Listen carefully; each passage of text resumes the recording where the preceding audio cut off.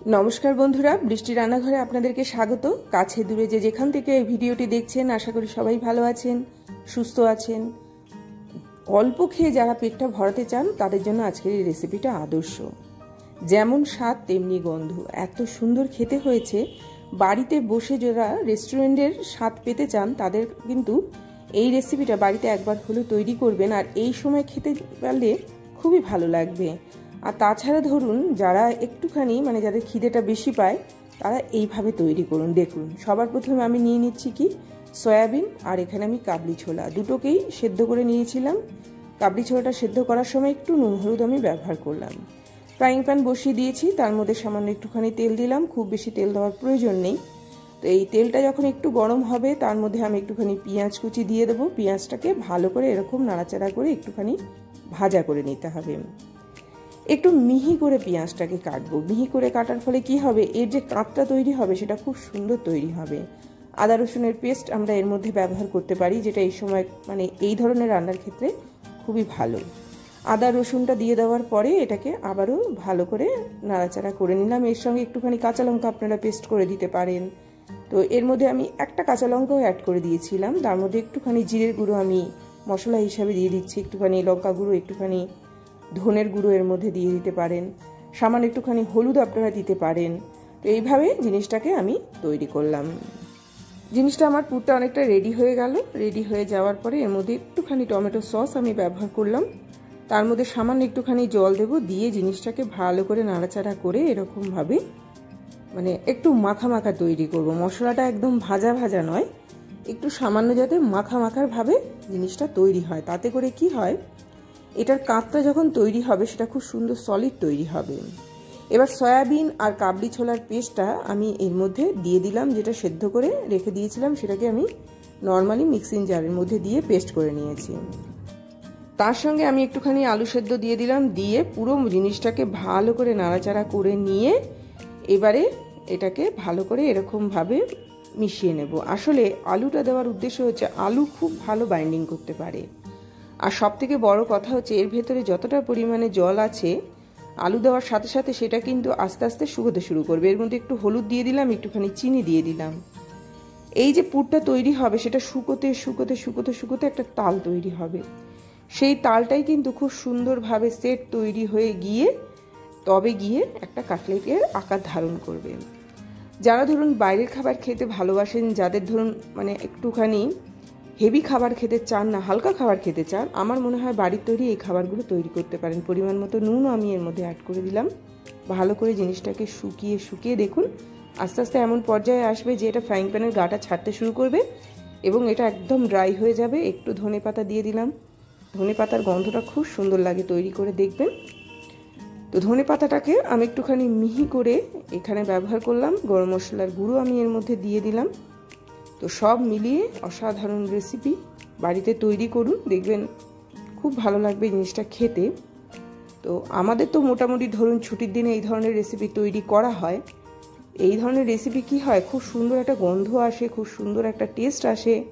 তার সাথে সাথে কম সময়ে এটা কিন্তু তৈরি করে নেওয়া যায়। জাস্ট এই পুরটা তৈরি হয়ে গেল, নর্মালি ফ্রিজে রেখে দিতে পারেন, যখন ইচ্ছে হলো এটা তৈরি করে আপনারা খেতে পারেন। এই সময় এর মধ্যে আপনারা একটুখানি বিস্কুটের গুঁড়ো অ্যাড করতে পারেন, ডাইরেক্টও তৈরি করতে পারেন। তো বাইন্ডিং একটু শক্ত চাইলে একটু বিস্কুটের গুঁড়ো দিয়ে দেবেন, আর বাইন্ডিং যদি একটুখানি নরম চান, যে হ্যাঁ একটু নরম হচ্ছে, তবে নরমের ক্ষেত্রে অনেক সময় ফেটে যাওয়ার ভয় থাকে, তো একটুখানি বিস্কুটের গুঁড়ো বা পাউরুটির গুঁড়ো অ্যাড করলে জিনিসটার বাইন্ডিংটা খুব সুন্দর তৈরি হয়। হাত দিয়ে দিয়ে গোল গোল বল তৈরি করে কাটলেটের আকারে তৈরি করে নেব, ভেজে নেব। আপনাদের যদি মনে হয় আপনারা কিন্তু এই জিনিসটা তৈরি করে কিছুক্ষণ সময়ের জন্য ফ্রিজে রেখে দিতে পারেন, তাতে করে বাইন্ডিংটা আরও শক্ত হয় আর খুব সুন্দর তৈরি হয়। এবারে স্ট্রাকচারের কথা বলে দিচ্ছি। আমি কাটলেটের আকারে তৈরি করেছি, আপনারা যে কোনো শেপে তৈরি করতে পারেন। তো এইরকমভাবে কিন্তু ছুটির দিনে আপনারা তৈরি করে খেতে পারেন। যাদের ধরুন একটু বেশি খিদে পায়, এই একটা খেলেই কিন্তু পেটটা ভরিয়ে দেবে, এমন একটা খুব সুন্দর খাবার। এরকমভাবে দেখুন আমার শেপটা তৈরি হয়ে গেছে, করতে বেশিক্ষণ সময় লাগে না, হাঙ্গামা নেই। তো এরকমভাবে আমি হাত দিয়ে দিয়ে খুব সুন্দরভাবে জিনিসটা দেখুন একদম পারফেক্ট তৈরি করে নিলাম। আরেকটা তৈরি করে নিচ্ছি, জাস্ট এরকমভাবে একটুখানি নিয়ে হাতের মধ্যে নিয়ে, যদি মনে করেন হাতের মধ্যে সামান্য একটুখানি তেল মাখিয়েও নিতে পারেন। তো যাদের করতে করতে অভ্যাস হয়ে যায় তাদের একটু সুবিধা হয়, তারা বুঝে যায় যে কি করে নিতে হবে। যারা নতুন করছেন হালকা একটুখানি সামান্য মানে তেল মাখিয়ে নেবেন, তাতে করে জিনিসটা খুব সুন্দর তৈরি হবে। তো আমার এটা একদম রেডি হয়ে গেল। বিস্কুটের গুঁড়োর মধ্যে আমি দিয়ে দিচ্ছি, প্রথমে একটা তৈরি করে নিচ্ছি। এরকমভাবে বিস্কুটের গুঁড়োটা এর মধ্যে ভালো করে মাখিয়ে নিলাম, আপনারা পাউরুটির গুঁড়ো মাখাতে পারেন। এবারে যেটা করব, একটুখানি ডিমের গোলায় এটাকে ডুবিয়ে নিয়ে আরেকবার কোটটা দিয়ে দেবো, তাতে করে এই জিনিসটা খুব সুন্দর সলিড তৈরি হবে, ভেঙে যাওয়ার ভয় থাকে না। আর সবথেকে বড় কথা হচ্ছে গা থেকে কোনো কিছু বেরিয়ে যাবে না। এই অবস্থাতেও আপনারা ফ্রিজের মধ্যে কিছুক্ষণ সময়ের জন্য, আধা ঘন্টা 1 ঘন্টার জন্য রেখে দিতে পারেন, আরও বেশি সলিড তৈরি হবে, শক্ত হবে। তো যাদের সময় নেই হাতে তারা নর্মালি এইভাবেই তৈরি করে নিতে পারেন। চলুন এবার ভেজে নেওয়ার পালা। দুটো তো আমার মোটামুটি রেডি হয়ে গেল। ভালো করে ব্রেড ক্রাম্ব বা এখানে বিস্কুটের গুঁড়ো যেটাই হোক মাখিয়ে নিয়ে সুন্দরভাবে তৈরি করে নিয়ে একটু সময়ের জন্য আমি ছেড়ে দেব। ছেড়ে দিলে কি হবে, জিনিসটা খুব সুন্দর বসবে। তারপরে আমি প্রথমে একটুখানি তেল গরম করে নেব। গরম তেলের মধ্যে মিডিয়াম ফ্লেমে আস্তে করে ছেড়ে দিতে হবে। তো এগুলো আমার একদম সেট রেডি হয়ে গেছে। তো চলুন এবার আমি ভেজে ফেলি। এবার কি করব, তেলটাকে গরম করছি, খুব বেশি ডুবো তেলে করছি না।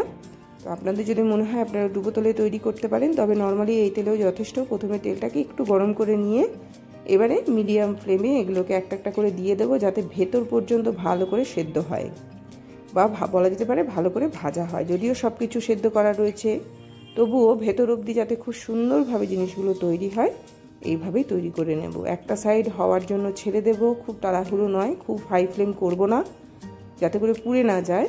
তো আমি এরকম 3টে তৈরি করলাম।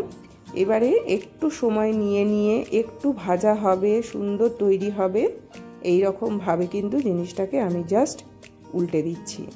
তো একটা একটা করে ভাজা যখন হয়ে যাবে, কালার ধরবে, তখন এগুলোকে একটু জাস্ট উল্টে দিতে হবে। তো এরকমভাবে কিন্তু আমার এটা একদম রেডি হয়ে গেল। মিডিয়াম ফ্লেমে ধৈর্য ধরে ভাজা করতে হবে। এরই মাঝখানে বলে রাখি, যদি আমার চ্যানেলটিকে আপনাদের ভালো লেগে থাকে অবশ্যই চ্যানেলটির পাশে থাকবেন, চ্যানেলটিকে সাবস্ক্রাইব করবেন, ভিডিওগুলোকে যত পারবেন শেয়ার করবেন। আমার 3টে কাটলেট তৈরি হয়ে গেছে। আমি এগুলোকে একদম তেল থেকে তুলে ছেঁকে নিয়ে পরিবেশন করলাম। এরকম দেখতে হয়েছে, অসাধারণ খেতে হয়েছে। একটু স্যালাড দিতে পারেন, একটু টমেটো সস, একটু কাসুন্দি, যেটা দিয়ে খেতে ভালো লাগে করবেন। অল্প খেলেই পেটটা ভরে যাবে এমন একটা রেসিপি অবশ্যই বাড়িতে তৈরি করুন। সাধারণ জিনিস দিয়ে কিন্তু এটা তৈরি। এর মধ্যে যে কাবলি ছোলা রয়েছে, এর মধ্যে সয়াবিন রয়েছে, সেটাই শরীরে খুব ভালো, মানে হেলথের জন্য খুব ভালো। আলুটা একটু কমিয়ে দিয়ে আমি ওই দুটো জিনিসকে ব্যবহার করলাম। এই বলে আজকের মতো বিদায়।